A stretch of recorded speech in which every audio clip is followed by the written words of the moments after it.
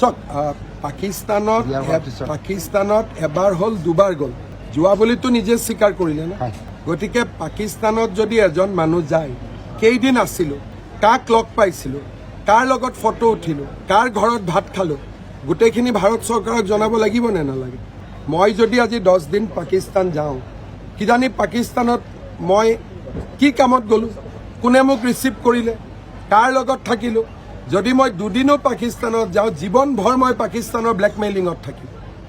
পাকিস্তানে যি কয় তাকে শুনিব লাগিব নহ'লে কম ফটোখন ৰিলিজ কৰি দিম ভিডিঅ' ৰিলিজ কৰি দিম তেতিয়া কি হ'ব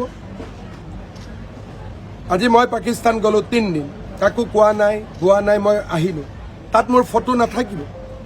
তেওঁলোকে মোৰ ভিডিঅ' নাৰাখিব মই কাৰ লগত বহিলোঁ আৰ্মিৰ লগত বহিলোঁ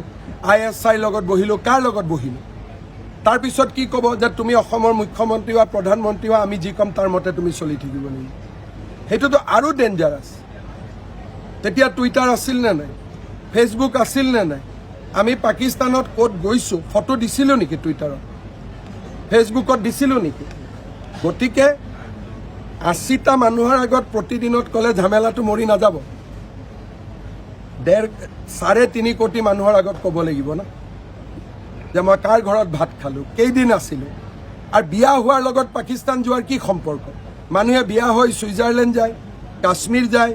মানুহে বিয়া হৈ পেলাই ইংলেণ্ড যায় আমেৰিকাত যায় পাকিস্তানত যোৱা শুনিছে নেকি আজিলৈকে কোনোবা বিয়া হৈ পেলাই এইবিলাক অদ্ভুত কথা নিতুমণি শইকীয়াক ক'ব পাৰে আমাক ক'ব নোৱাৰে নহয়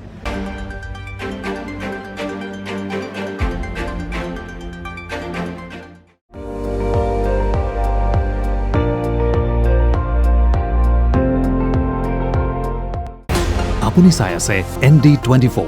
সৰ্বশ্ৰেষ্ঠ নহয় সৰ্বোত্তমৰ দৌৰ